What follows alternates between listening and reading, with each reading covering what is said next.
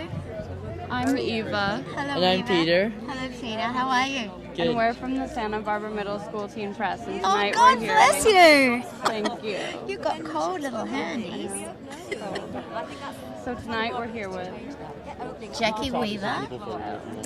So what does the title Animal Kingdom mean to you?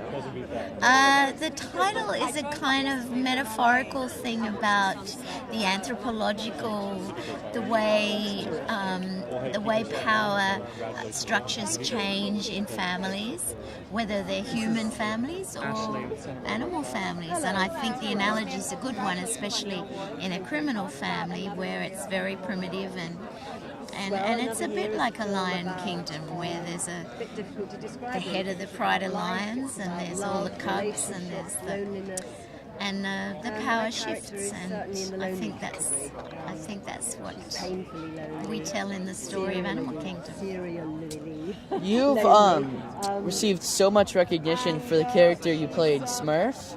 What drew you to this specific part? Well, first of all, as the director, David Michaud, sent me the script and said, I've written this role for you.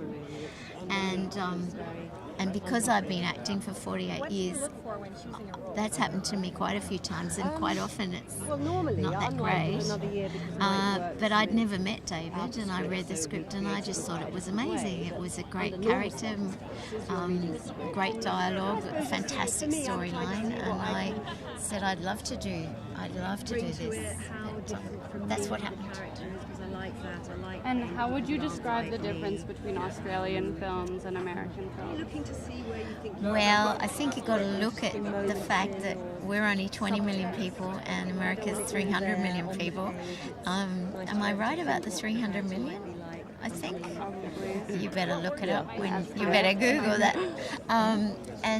And just by nature of that, it's an economically different thing.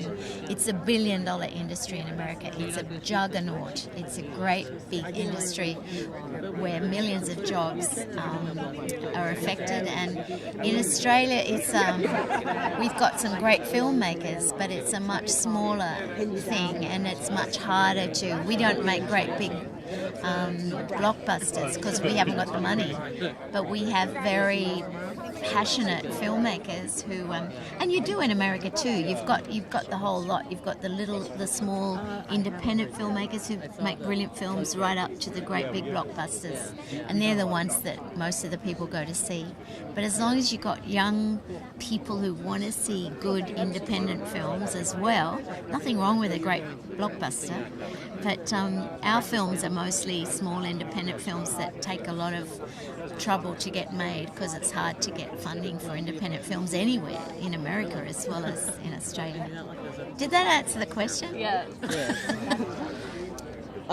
When you saw the script for this film, did you think that this film would just become totally popular right off the bat? No, I had no idea. The only thing that's ever driven my career was great characters and great storylines, and I just care about my work and pretending to be other people and if they can be as different from me and as different from each other as possible, it's more of a challenge and it's more interesting. When we made the film, we thought we did a good job, but we really didn't expect.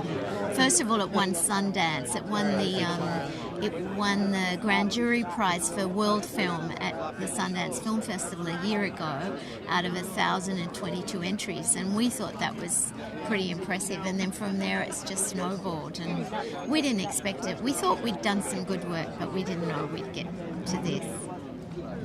And you've had a very long career. Have you ever thought about changing paths, or has this always been your passion? No, I've never.